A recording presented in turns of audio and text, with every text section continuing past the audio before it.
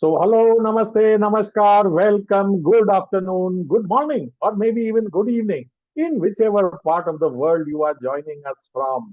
My name is Deepak R. Khemani, and I am one of the co founders of Bloom, along with my other co founder, Abhijit Sansgiri, and Payal, who is traveling, who will be back in the next few days.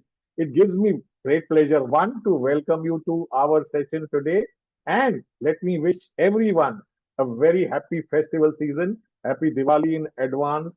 We all know that the next few days are going to be days of celebration, days of crackers, lights, diyas, and of course, a lot of noise and a little bit of pollution, which is okay. It's celebration time. And we have reached another milestone on the Sunday Bloom Talk show. This is show number 270, 270, 270 Sundays non-stop. Come rain or shine, online or offline, we have been there connecting with people, talking to people, understanding from people from different parts of the world. In fact, every continent in the world has been represented on the Sunday Bloom Talk show. Yes, including Antarctica. Our very own scientist who has been to Antarctica twice has graced our platform, and all the other continents. You name them. The Europe, the Americas, Africa, Australia, New Zealand, and Asia. Everybody has been here, from army men to fighter pilots to trainers, coaches, speakers, athletes, doctors, nurses. Everyone is here sharing their experience, how they, in their own way, are trying to make the world a little bit better than they saw it when they started. In that series, we have today with us Anitha Nallasekharan. He is an ICF coach, he is a social worker, and we will be talking about the power of human connections. As I said, that is what we've been doing for the past 270 weeks. Yes, power of human connection, lessons from social work and coaching. Welcome to the show, Anita, and let me ask Abhijit to take over from here. So, Anita, how powerful is this human connection? We've heard a lot that it's all about connections and connections to not compete, but collaborate and co-create, co-elevate. So, what is this connection all about? It says it's not a B2B or a B2C, it's a human to human connect. So, connection is maybe the flavor of the season or the buzzword now. So, what's your view on it? Is it overrated or is it really that genuine? Thank you for that question. So firstly, I really want to take this moment to be here on this show. It's indeed a privilege and an honor to be speaking to two industry experts, Deepak sir and Abhijit sir. Thank you so much for having me on the show today. And also to all the audience who have showed up and also watching this live telecast through LinkedIn or Facebook. Thank you for showing up on a Diwali weekend. I understand that each one of us is busy celebrating. Still, you all took time to come and listen. That itself means there is human connection. So, sir, to answer your question, uh, when I saw it, it's the 270th episode of Bloom. For me, it was 270 human connections. That's what this entire show is about, where you're speaking with an individual. That's what human connections are all about. So you ask me, is it a hyped word these days? When you say connections, human connections, I think it's the most basic um, that is there, because we are, as humans, are socially wired and are social beings. So it's as basic as it can get. So it's not a buzzword now. It's just that it has to come into picture, into discussions, is because of the way we are digitally connected today, yet disconnected. And hence it becomes important that we start these dialogues around the power of human connections. Exactly is a true connect or a real connect? So now connections are different types. You will say that, oh, I speak to somebody, I'm communicating. Then there is something called as networking, that you go to events, you speak, you build that network. And then there are these genuine, authentic connections. Now, when I say what is this authentic connection, it's as simple as being in a position to be able to see, hear, and value a human as they are. It's as simple as that. So it starts from childhood. Now, a child doesn't understand language. We learn languages through conditioning. When we enter school, we learn different languages, and then the communication and all of that starts wiring in our minds. But in reality, if you see, when you're interacting with, say, a 5-month old or a 1-year old, you don't need language. It could be as simple as just being with the child, being fully present with the child. That itself is connection. So being able to be seen, to be heard, to be valued is what is authentic connection, according to me. Uh, in your area of social work and in coaching, is the way of connecting the same, or is it at a different level? It's a very interesting question. So both the professions are people centric. So social work is also where you work with people. Coaching is also a profession where you're actually working with people. So the center remains the same, that you work with people, but the approaches are different. So in social work, there might be situations where you have to give solutions, provide, some fixing that might require, say, the system or the communities that they live in. But coaching comes from a very different approach, where you believe that the individual is a whole person. They have their own solutions. As a coach, you facilitate the process for your client or the organization that you're working with. So it is people centric, both the professions, but the approaches that you take are slightly different. So, while people centricity would be at the core of both the functions, and as you say, in coaching, you actually facilitate and you guide the coachee towards the solution. So the premise is that he is powerful enough to handle it himself. Yes, Now, in yes. social work, I believe, is it the opposite premise, where to the person whom you are socially contributing is not in a position to help himself? So in social work, would an element of coaching also be there, or is it purely one-sided help, as a general layman considers social work as? Yeah. So it's both empowering people and communities that you work with, be it social work or be it coaching. So you're empowering the individual. So as I said, the approaches could be slightly different, but coaching can be an aspect of social work.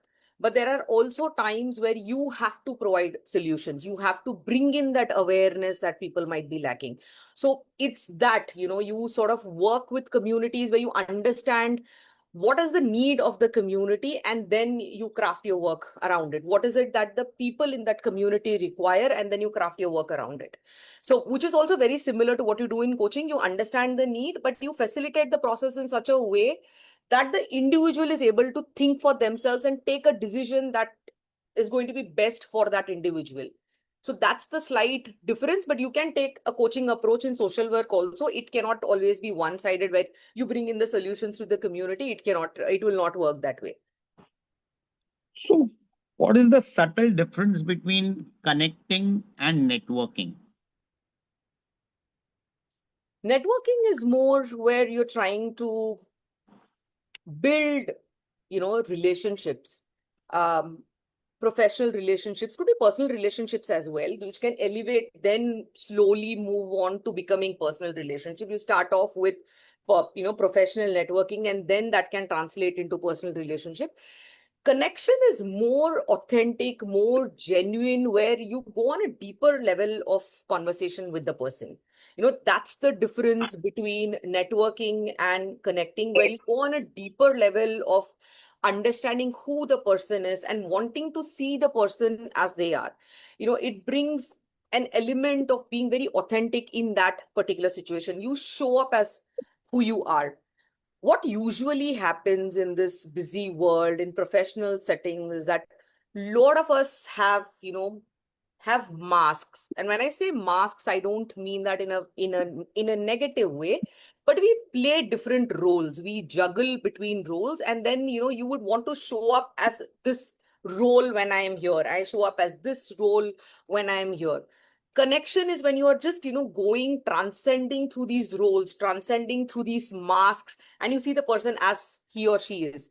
That's the beauty of connecting with that person. So, is it fair to say that a genuine connection will lead to better networking? Definitely, definitely, 100%, because that is transcending all the barriers that we might have in terms of, say, anything, language, your background, your education. You transcend all the barriers that one can potentially have, and you just connect with that person on a very, very individualistic level, have a better interpersonal connection. And then I would, Definitely it will help. could I add that connection could be selfless, whereas networking could have a slight selfish motive. I didn't want to get into that, because not each one of us does networking with that purpose, but No, because they say you could be. network with a purpose, right? But Network with a purpose. True, you connect with like-minded individuals because you true. feel like connecting. You may be connected to the soul or whatever at that spiritual level, or there's the vibe. Yes, So, yes, so yes. what exactly is that vibe, or when you say I connect with the soul in you, or they say when they say namaste, or it's the soul in me bows to the Both soul now. in you. So Yeah. what is that humility? So what exactly is when you feel, when you meet somebody at first sight, and you just feel as if you knew that person from here. So what is that?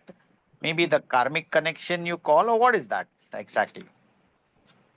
Could be. Now that's like very much on a very spiritual level. If you get into the the karmic connections and soul to soul level connection, but I think it's actually very basic. Each one of us are born for a very, very finite period that we will each one of us live. But mind is discriminatory. If you read more about mind, it's very, very fascinating. It is discriminatory because it wants to keep you safe, and hence you sort of want to connect only with people who look like you, who speak like you, who dress up like you, who live in the same community as yours, and hence you want that safety net. And hence the brain is wired for safety, for survival, and hence we have these differences amongst people. But if you look at it from that perspective, each one of us is connected, each one of us is interconnected. It doesn't matter which part of the world you belong to, what skin color, what religion, what race you follow. Each one of us has the only primary instinct, essential need is to connect with another human being. That's as basic as that. Now, if you go play with a child who's brought up in the US, who's just born in the US, or say an African country or an Asian country, the child just wants to hug you. The child just wants to cuddle with you. The child just wants to be heard, seen, feel safe and valued in your presence. It's just that. With we becoming adults, we getting conditioned with education, with our exposures, we have those barriers. Yeah, lage, yeah, lage. But each one of us is wired only for simple human connection, heart to heart bonding. As simple as a hug can, just bring that connection between individuals. So yeah, karmic and all of that is very spiritual. I think it's very, very basic when it comes to connecting with another individual. So would each person have a different connection quotient? So would introverts, what they say, would have a different connection quotient than an extrovert or an ambivert, or whatever words you call them, or nerds as you call them? What would be the connection quotient, and is there an ideal connection quotient? So that's a very interesting question. You know, so if you see people who connect with individuals on a very different level, especially I think introverts are very, very underrepresented in the populations. Extroverts usually take the entire cake, and there's hardly anything left for the introverts to take. But these are also people who will have one or two genuine connections, and they are very, very comfortable with that. So you will need that safety net of having somebody that you can fall back on. So you can put yourself into any of these categories, which can be an introvert, ambivert, extrovert, but each one of us will have someone or the other that they can fall back on if in case of a distress, if in case of a joy or happiness that they want to share. So the quotient might be different, that each one of them will have the kind of level of connection that they will require, but each one is wired to have one. So, uh, 2 a.m. friend, as they call, or they call a true friend whom you can share your darkest or your deepest secrets with. And there is, at many points of time, there are people who are just acquaintances, and we mix them up as friends. So, what is the dividing line between an acquaintance, say a friend, or a friend whom, in the truest sense, is also a great connect? So, does friendship mean a different level of connection? Presumably, yes, or is it something much more?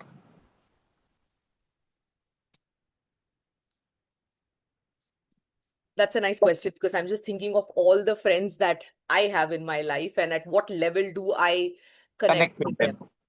So, what's very interesting about this is that there will be few people in your life that, as Sir very rightly mentioned, that you can just open up your deepest, darkest um, fear, guilt, regret that you have. There'll be like these few people that you can actually connect with them, and you know for a fact that they're not going to judge you. They're not going to come from a space of judging, oh, how could you do this, or why did you not do that? And they will just sit down with you and listen to what you have to say. Those are your 2 a.m. friends that that you can just pick up your call and speak to them at any time of the day, any time of the night, and they're going to be there for you. They're going to show up for you. Then you have acquaintances where you can connect with them, you can speak with them, but those acquaintances can also slowly build up into becoming your deeper connects. So once that you start showing up as your authentic self is when the other person will also open up to show their authentic self. Usually what happens is that there is a lot of expectation that we have from the other person. Why did he or she say this? Why did he or she not speak to me this way? We never do the self introspection. We never think that how did I show up for the other person? How did I show up for a friend when he or she was in need? We never, question ourselves, but we want everybody to help us. You know, you write a post, you will want likes on your post, you will want comments on your post, but how many likes, how many comments, how many shares have you done for your friend, for your acquaintance? These are very simple little things that we tend to ignore, and we want that, oh, this person didn't do that for me, oh, that person didn't do that for me. You sort of start questioning that. But if you actually introspect, those acquaintances can become deeper connections. Now, just to give you one more example, this is a very casual question that we ask when we meet somebody. Hey, hi, how are you? Now, it depends on what is the response. There might be people who might genuinely want to share how they are feeling. The answer might get slightly longish where they say that, oh, I did not have a good day. Now, it depends on the intention that you ask that question with. Did you ask it because it was just like a starter that you wanted to ask, hey, how are you? I'm fine. And you're expecting an I am fine answer, not more than that. But if in case the person really wants to open up and say that, hey, I was having a hectic day, how willing are you to listen to the other person when they share that? That becomes very, very important, that you do self-introspection of how you show up for the person. Those acquaintances can also shape up into becoming deeper, these 2 a.m. friends. How did they become your 2 a.m. friends? Because you started off as acquaintances, you started off as classmates, you started off as colleagues, and then that translated into becoming deeper friendships. So, when you talked of connections and social media, you have a lot of connections on LinkedIn or many platforms. Now, while that may be a vanity metric, or it may lead to a perception that you have an n number of connects and followers, Is that real connection in the true sense? Because 95% of them you may never have met ever in your life, or 99% of them you would be even interacting with them on a daily basis, even virtually. So what is the necessity of having such numbers as connects in this artificial world? That's a very, very, very valid question, and especially with the boom in the digital era that we are seeing these days. It's all numbers, these many followers, and these many likes, and subscriptions and things. So I'm just on LinkedIn. I'm not on any other social media platform. But I understand that that becomes like a metrics for today's way of looking at how many connections a person has. I feel that now it's great if those are like real connections, really people want to listen to you, what you have to say.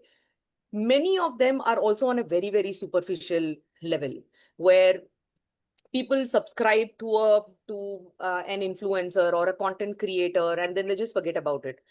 And even the content creators or people who are posting content online, they might want to connect with the audience, but how much effort are they taking to actually do that follow up with their follower, or want to connect with that follower? That also becomes a huge question. So it's two ways.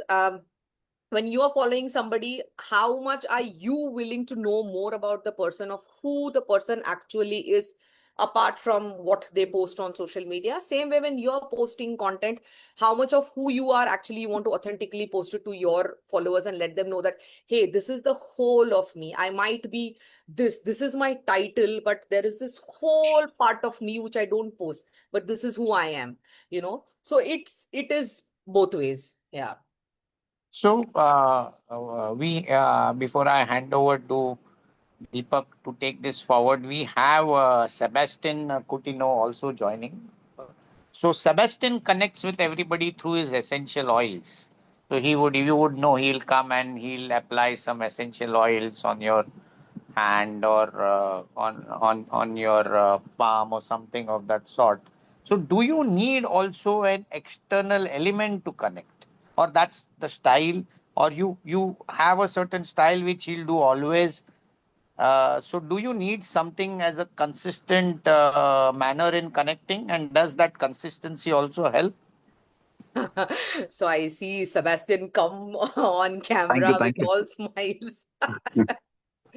Yeah, so I'm Thank you, just thank you, Abhijit sir, for highlighting. And Kavita, I was really, getting a lot of inspiration listening to you. How different countries and different emotions connect. So there was great sharing. Thank you, and good thank questions from Abhijit sir also. thank you, Zabi, for tuning in and always connecting with the essential oils during our the meetups. But that's a good question. So human connections technically don't require an external factor, because as I said, it's a very simple concept, as simple as connecting with a child. It's just that you don't require anything. So now I have a niece who's just 1.9 years old. So I have a sister-in-law who speaks Konkani. She's a Goan Catholic. The child understands both the language. We speak to her in Tamil. Her mom speaks to her in Konkani. She speaks in her own language. That's a different thing. She has her own language to speak, but she understands that love, that warmth, that care, that safety that we provide. That's what is important. So Sebi's essential oils are essential, no doubt. Absolutely not contesting that. You might have that external element of connection. If you have one, great, but otherwise you just need a very pure and a kind heart to connect with other No, I individuals. That's I all. agree, but this was what is, if I see uh, of the 100 interactions I've had with Sebi, maybe 95 plus would be with the essential oil. So if I meet Sebi without the essential oil, then that connect is not there. I feel it's not the same Sebi I'm connecting with. There's some change. So is it that while you say you connect at the thought level, or at the heart level, or at the whatever spiritual level, I see that I've connected with him initially over something, And that becomes our perception or our manner of maybe judging the connection or in that way. So which I feel is still superfluous, but that's what it is. Now, is that right?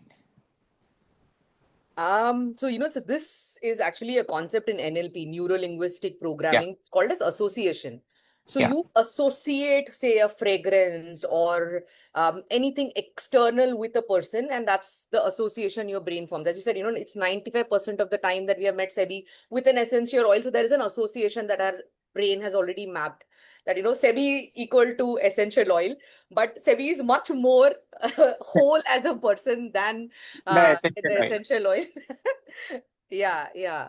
So But so yeah, so that it's just the brings association that our brain connects. It's so just a very strong. that brings to a very deeper is association with something the real connection, because the human mind or the memory tends to associate someone with something. So this is over conditioning that this association happens. Yeah. This is over a period of time because you have met Sebi over, say, 100 times, and 95% of the time you have met him with essential oil. Hence, the brain has mapped him with essential oil. Like, if you meet me 100 times, but I don't bring in anything, I just bring in my genuine warmth and smile and greeting, that's what you will associate me with. Like, Anitha is a warm person. She's a kind-hearted person. It could be anybody. I'm just saying, with my name, but it could be anybody. So it's just those associations. So external associations, mind very quickly maps. These are like small things that you could do. Those are also stronger associations that you can build with other individuals. So I agree. I think that's a lot of thought process, and just going ahead. The last question is, what's a bad connect?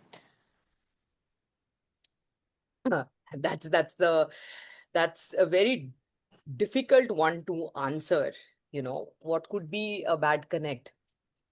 And whom should we just stay away with? People say these are negative energies. I don't want to be with losers.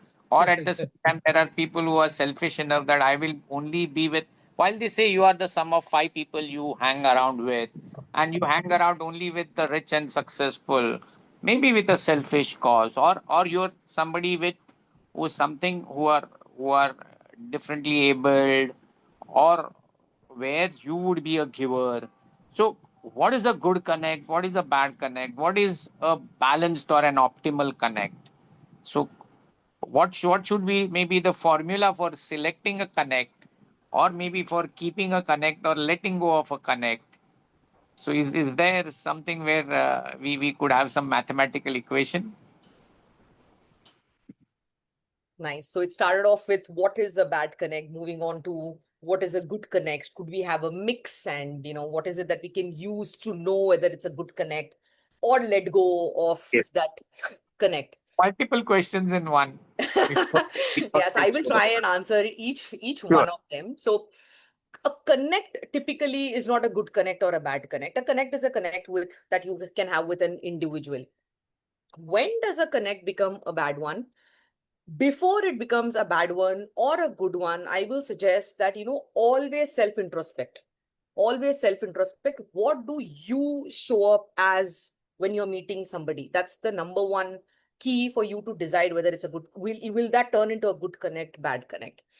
If you show up as your authentic self and you continue showing, as authentically as possible, eventually people will sort of let go of the masks that they're holding, the roles that they're playing. They will also start showing up as their authentic selves. That's the number one. Like, you do in self introspection, show up as a person that you would want someone to show up for you. That's number one. Now, I don't believe in energies and types of there's good energy, there is bad energy. I just feel there are people who are ignorant. Okay. And that's where all of that other things come from, say, greed or anything that we call as a bad trait, typically comes from ignorance, that people don't know how to show up because there's barely any self introspection that people do, and hence they don't show up as they should be showing up. Now, I always, I am a very strong believer in invest in people, they give the best returns. I am a strong believer in that. But whenever I say that, I will have people saying that vehemently opposing me. No, no, no, you can't invest in people. People are like this. They are selfish. They will want to, they betray, and then they want to take things from you and all of that. I feel even if they're doing all of that, it's just from a place of ignorance. Should you continue to keep that connect because you understand that they're doing it from a place of ignorance, causing you harm and hurt? No. Move away from that connect. If in case they are destroying your sanity, they're not giving you that mental peace and connect, move away. Genuinely try to connect. If that's not working up, it's okay, because not all your connections will become your tribe. That's not possible. It might happen, it might not happen. Accept that, let go, move on. People who you genuinely connect with, or you have that bond you think that can translate into something beautiful, invest in those people. Invest your time, your energy, effort. Show up for that person. All of the other things will just come into picture. So good connects, bad connects, depends on how you show up. That's the primary, I feel, in any relationship that we want to build. How do you show up? Equally people will show up for you. So I always keep this quote in my heart by Maya Angelou, the poet. People will not remember what you said or what you did, but people will remember how you made them feel. That has like really stayed with me, that kuch bhi ho jaye, you have to make somebody feel seen, heard, valued. That's when you have that power of belonging. That's something which has really stayed up for me.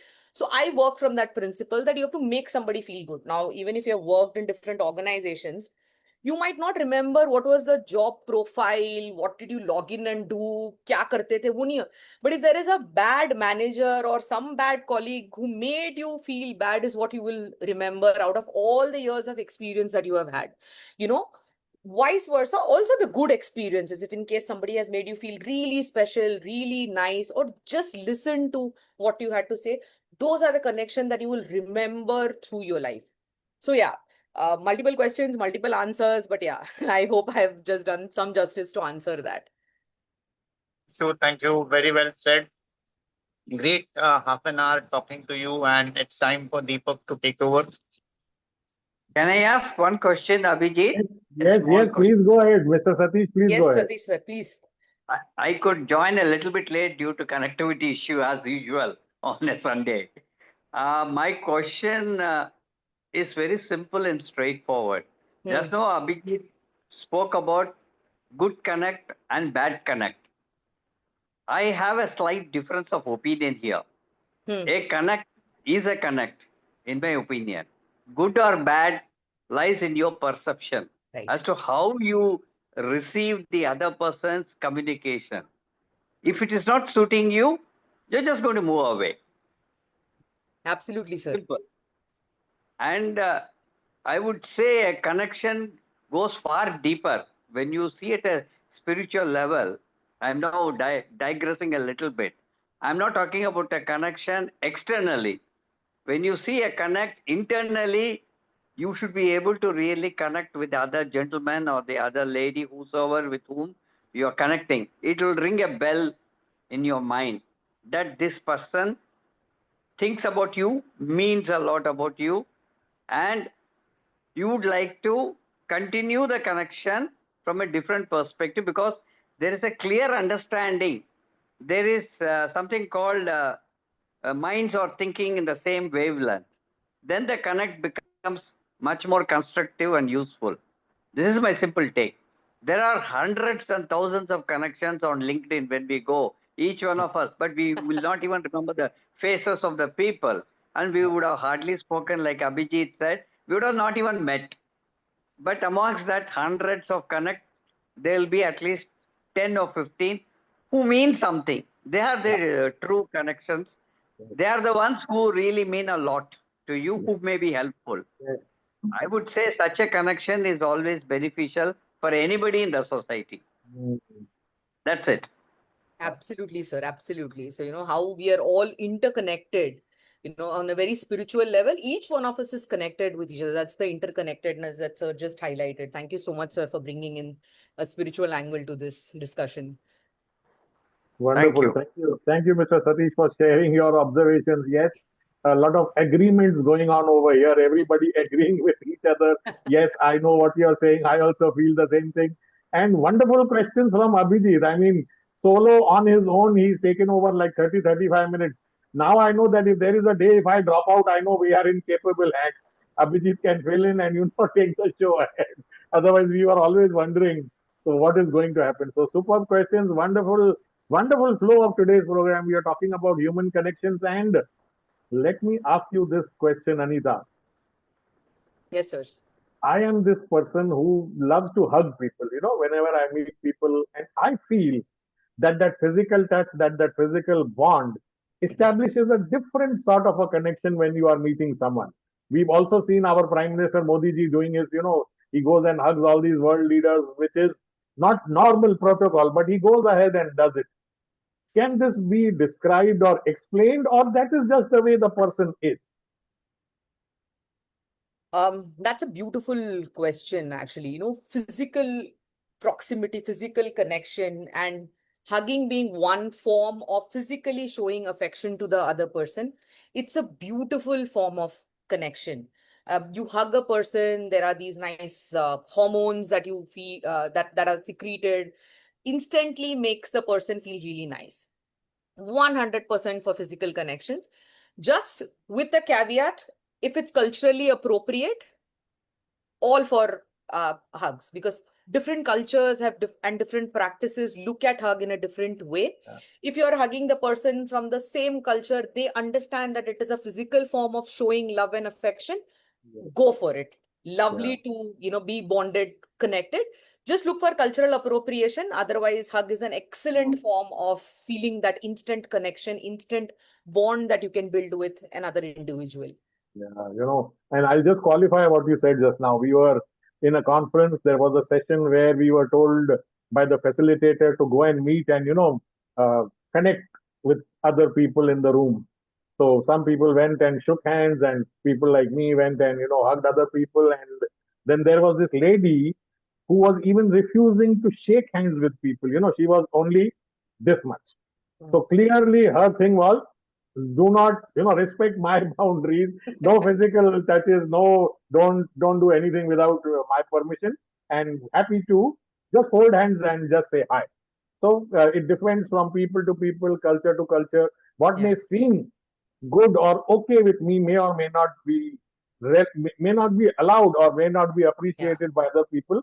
So it's good to establish boundaries and then probably take permissions or observe, like, this guy or this person is hugging other people, they seem to enjoy this or they seem to like this, then I can also go ahead and do that. Absolutely. Okay, So Jadu that ki is jhappis really Jadu ki work if they're jhappi. okay with it.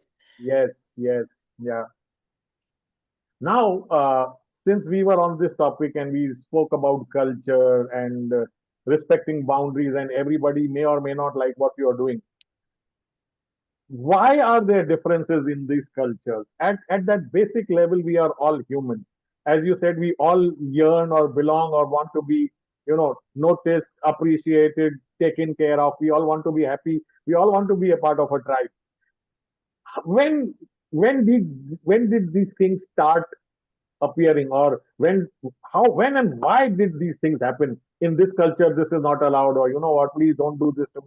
What do you think is the reason? Or there are a lot of people who will say, there is one hand and all five fingers are different, so only when all five fingers get together the hand will get its strength. Just your thoughts on the difference in cultures, and what I feel may be appropriate to establish a connection may or may not be appreciated by others.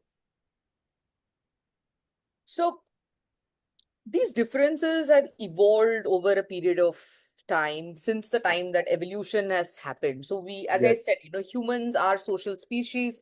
We have always belonged in groups, in packs. We have moved like that as groups. Yeah. And then according to the climate, the temperature, the geographical conditions, each one of us look very, very different. So even in our country, from the north to the south, you have so much of differences in terms of skin color, texture, languages, heights.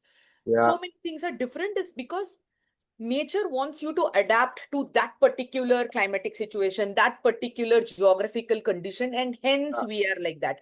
People Yeah. with more melanin in their skin are, in situations where there's going to be harsher sun, so their Yeah. skin needs to be protected from that kind of a sunlight, or they will have different skin diseases and different ailments. People in the west are not exposed to sun that much, so hence their skin doesn't produce so much of melanin.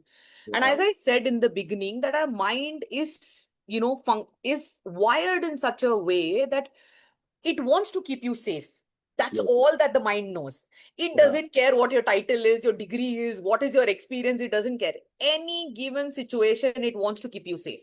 Even Yeah. just getting before this call, little heartbeats were high because, oh, no, it's okay. You are in a safe situation. Once the mind understand that, it's safe, Anita is safe, that's Yeah. when it will go down. It will not race up and down. So it's just that. So everybody started, because they are in those groups, you identify with people who look like you. Anybody looking different than who you are Yeah. seem like a threat to them. Yes. Oh, this is different. The way they are dressed is different. Their clothing is different. Then comes our beautiful religion into pictures, where people have different kind of practices, different belief systems that they practice, and then you start feeling that this is the rule book I have to live by, because Yeah. there is something supreme governing us, and hence the differences in culture. There's religion that comes into picture, and hence you feel see those differences, and Yeah. hence you miss out on something as basic as a human connection. You are a human, I'm a human, and we have to be connected, Yeah. we have to be there for each other. We lose Yeah. out on that. So again, just carrying forward the discussion, a lot is said that how your childhood was, how you were brought up during childhood. You gave that example of that niece of yours, who's less than 2 years old, and she responds differently with her own language, but she knows that I'm getting the love. How important is that bonding with the parents, or your teachers when you are growing up, to create a healthy adult who will grow up to bond with other people, connect well? Or there will be some instances in childhood where probably the child what would like to go or move inside a shell, and then you will call them, they are introverts and these people don't like to connect. Can we actually go and pinpoint the reason of this person being an introvert or this person being an extrovert? So now this is a very deeper level question. So, since childhood, if you see, so I worked in the space of maternal and child health. Uh, so you call the 1,000 days, that's like the golden period. So it's from the day the woman conceives till the child is 2 years of age. Those are very, very important, followed by the 2 to 5 years when they get into their adolescence. A lot of wiring, neural wiring is happening in their minds, and lot of learning takes place in the child. That's when the child is building the safety net, feeling socially connected with the family, the immediate family, the exposure that they have through their play group, friends, and communities that they're being brought up in. So that becomes very, very important, and hence it's very important that you're fully present with the child when they are growing up, especially in these days when there is so much of time that our phones and digital world consumes out of us. We lose out on those connections. We are on our phones. Even when we are discussing with somebody, we will immediately want to quickly check in what is the notification that has come in. So we are not fully present with the individual, and that shows up for the child. So hence it becomes very important in their growing years, in their formative years, the primary caregiver, which is the family, the parents, the grandparents, whoever they live with, and the schooling that they do, the friend circle that they have, authentically they show up, and that's when you have those you know beautiful childhood that the child has had, and then they transform into becoming well informed, compassionate adults. If you have your childhood not that great, so you're actually recovering all through your adulthood for the damage that has happened in your childhood. And that's when you show up as broken individuals, broken adults, anger, and lot of other mental health issues that the kids go through these days. So it's very important that in the primary days, as I said, the first 1,000 days and followed by 2 to 5 years of their toddlerhood, extremely important for their primary caregivers to be there for the child, fully present, attentive, and give them an excellent childhood. Yeah. So again, just carrying forward, you are a part of a few non-profits and these NGO type of organizations. Do you see there is a pattern? People from lesser privileged backgrounds or people who did not have caregiving parents, or they were brought up in that sort of a community or a place where they weren't taken care of well. These behaviors show up, or is this random?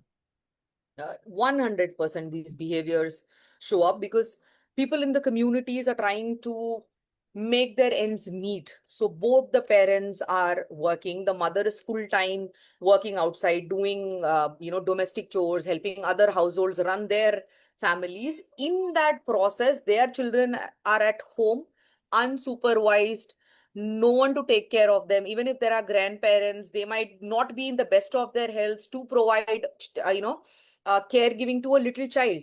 And kids require a lot of energy. There's absolute no two ways about it that you need to bring in a lot of energy, lot of patience to take care of children, where there is no hitting involved, where you don't abuse the child physically, mentally, and bring up the child. Once that they get back to their homes, once they've finished the domestic work, they're already so overworked, and then that's when they go start bashing the kids up. The kind of language that they use at home, all of that really translate into how they become child offenders or children who need care, and then also becoming young adults who get into these petty crimes, and then you will find them as first time offenders in jail, in juvenile homes. So Yeah. yes, a lot of these also play a role, the kind of upbringing, the kind of backgrounds that children come from. And I think every child deserves a very, very protected, loving and caring environment that the child is born into. Yeah. And when you meet people in when they are adults or in your normal course of life, some people seem off, which means we are just carrying this discussion forward. Probably these type of children or these type of adults who, when they were growing up, did not get the attention of their parents or were not brought up early. In adulthood, what are those telltale or typical signs that you find with these people? Not wanting to open up, or not open to connections, or not being faithful enough. And I mean, just from your experience. So that I've worked in different, urban slum communities, what I have observed is that uh, they will really want to not get into any sort of conversation with you. Even when you're trying to sit down with them, talk to them, help, just let them loosen up and speak to you, they will want to avoid any sort of conversations. The language that they use will be very, very different. They'll be very, very withdrawn. And Yeah. the parents will have to come and speak on the behalf of the young child. So I was working with a young adult who was into substance abuse, and he didn't want to speak at all. He said that, I don't want to speak to you. Why should I be speaking to you? But then there was like number of sessions that I've had with him. That's when he slowly started opening up that, oh no, this person is not to fix me, but actually wants to listen to what I'm going through. So many of them have real scars in their childhood that they carry, but we just look at them as this person, as oh, this person has committed this crime, or this person is just doing some kind of involved in substance abuse. But there's whole lot of things that go beneath the child, and that needs to be addressed. So as simple as just showing up consistently for them, just willingly just sitting down and listening to them will change. So I just that you brought this up, let me this just brings in a very lovely experience that I had. So I was working in Chennai in those days with a non-profit organization, and I happen to know the director of social justice. So if you know Chennai, there are not many people who speak Hindi, and because I am brought up in Mumbai, I speak very fluent Hindi. And he reached out to me saying that, there is a child who is not opening up and we have no clue. They found the child on the railway station. The child has been in the juvenile home and we don't know where this child has come from. Nobody is able to understand what he's not speaking at all. So would you want to come and help us? I said, of course, I'll come and speak to the child. Very small, a 12 or a 13-year-old child, very timid. Absolutely. They said that it's been a week since we have tried all the ways to make him speak, but he absolutely is not ready to speak. I sat down with the child. I spoke to him. He was just looking at me like, who is this lady? What does she want to, speak about? I started speaking to him in Hindi. I said, hey, I'm from here and this and that. I said, where have you come from? And then he opened up this entire thing of how he got onto a wrong train and how he landed, he got in Chennai and then he was taken to the juvenile home by the police. And he said, I did not understand anybody's language. I did not know what to say. And immediately the case was shut where I had to, write a report saying that the child has come from Jharkhand and this is a train that he boarded and he came. And then the Tamil Nadu government contacted the Jharkhand government and the child was sent back. So these are things that, you just showing up, being there for the child or being there for the young adult changes a whole lot of thing for the child. It is difficult to work on behavior change, but possible, very much possible if in case you believe in genuine connection, the power of, genuine human connections. Wonderful, wonderful. Actually, my next question to you was going to be, please share with us some example. And, even before I asked you, you preempted that by giving a real life example of how human connection works and how it works well. Tell us, if possible, if there has been, I'm sure you have had that experience where you tried everything, but things couldn't change, or what? It was a failure, for want of a better word. You tried going into somebody's life, trying helping them, but it didn't work. So this happens, and especially in the line of work that I am in, it happens. More often that we imagine it happens. Behavior change is very, very difficult to work with. Even as educated adults, we know this is what I'm supposed to do, but look at the kind of procrastination that we bring in. We will say, acha, kal kar deti hu, parso kar deti. We know this is what needs to be done. So we bring in that, our own behavior, we find it difficult to change. So it becomes difficult to work with somebody because you have to look at it from a very holistic perspective when you look at an individual. What is their physical well-being? What is the background that they come from? You have to do an entire assessment. Even many sessions will not help them come out of it. But as a social worker, as a coach, you always feel that any little impact, any little change that has come in the child itself is a win for me, or the individual itself is a win for me. It might take really long time for the kind of change that we are expecting from the individual, but any slightest of impact that you could have had on another individual itself is a win when you're working with behavioral change as an issue with an individual. Yeah, yeah. So every time you will not be able to hit a six, there will be some deliveries, some deliveries of the over where you will miss. Yeah. A few deliveries you may even get bowled over, but you have Yes. to keep on trying. There is Yes. always another innings. Yeah, wonderful. So let's come. We've been talking about connections and human bonding. Let's come to a little bit on the leadership side. Especially in corporate. It is said that when people leave an organization, it's not that they don't like the company, but they resign because of their immediate boss, their leader. It's not that the company was bad, their leader was bad. Yes. So at that corporate level, at the company level, what are people missing out? What are managers, what are leaders missing out in human connections? Any ideas or any experience on that? I think what we miss out on is empathy. So as I said, we put in different masks, different roles. So this is Anitha, who is a social worker. This is Anitha, who is a coach. It's not that. You're a whole. We always miss out on that part, and hence you miss out on empathizing with your team members. Yeah. If you are able to build that trust amongst your team members and you know that you can reach out to the leader in your organization, the kind of resignations or the attritions that we see today will reduce. a very important role that can be played by HR, just bringing in that culture, a policy level culture where you bring in that connect that you can have with your immediate senior or your super senior.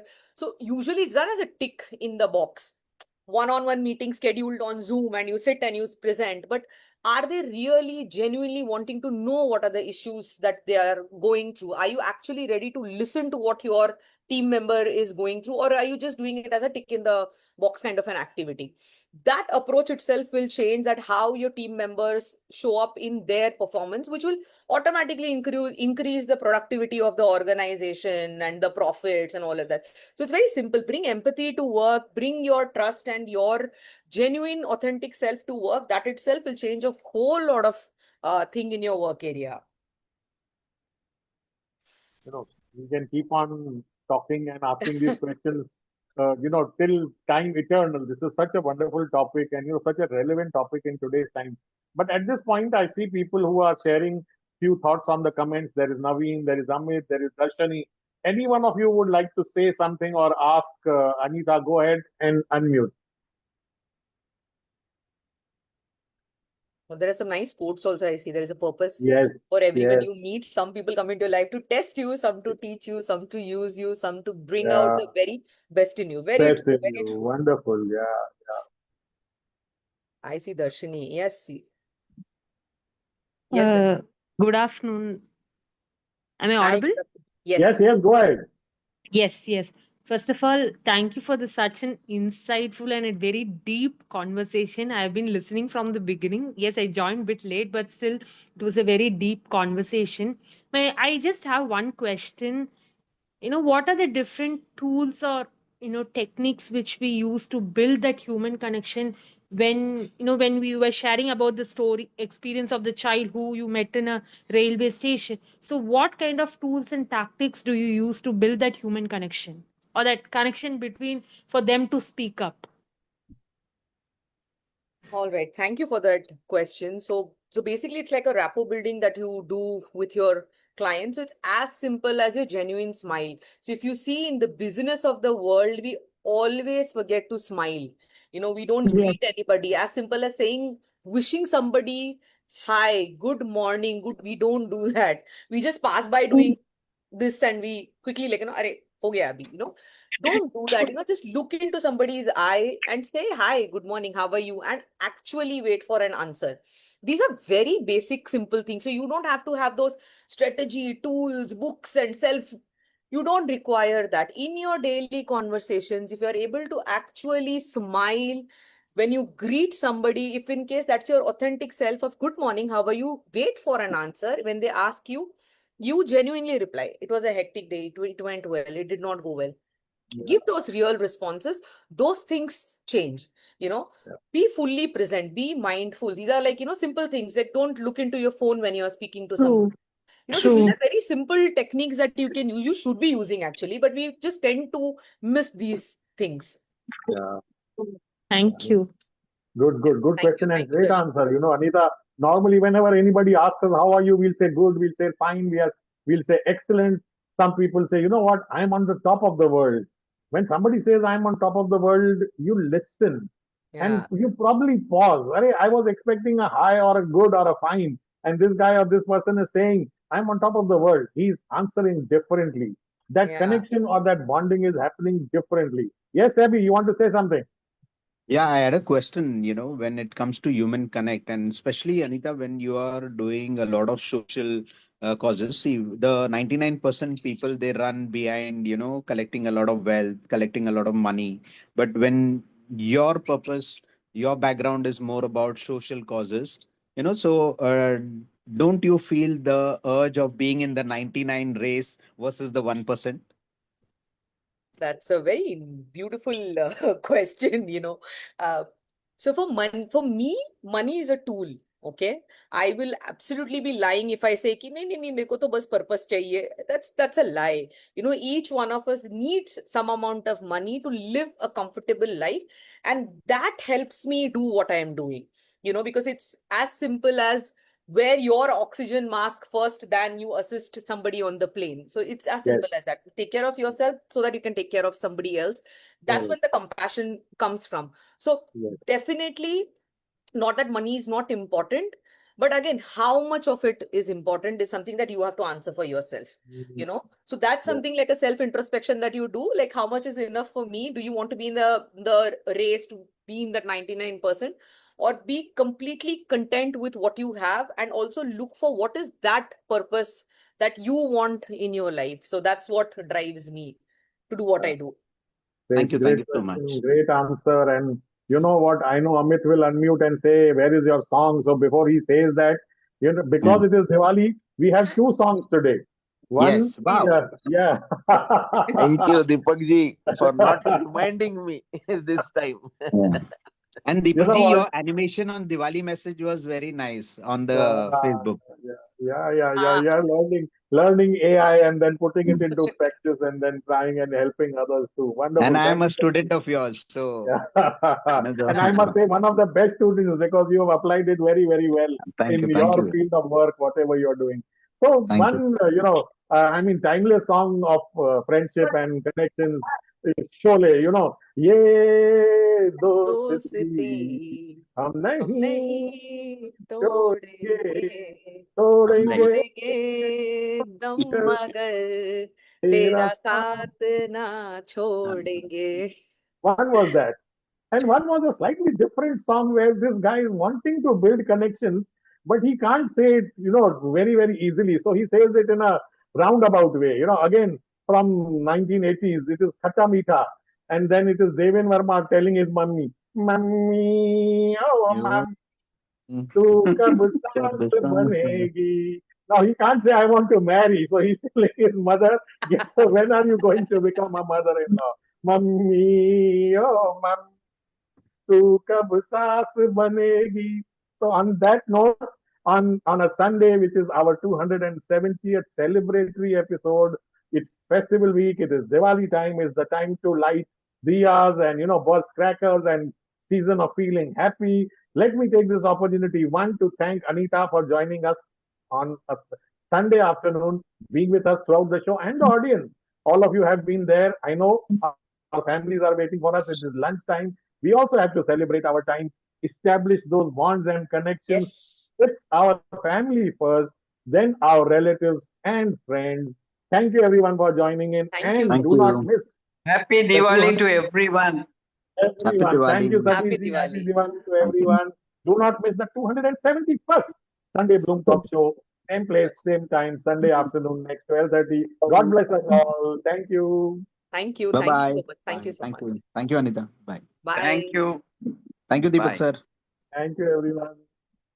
Thank you, Mr. Deepak. Thank you, Abhijit. Thank you, Satish ji, for joining in. Wonderful.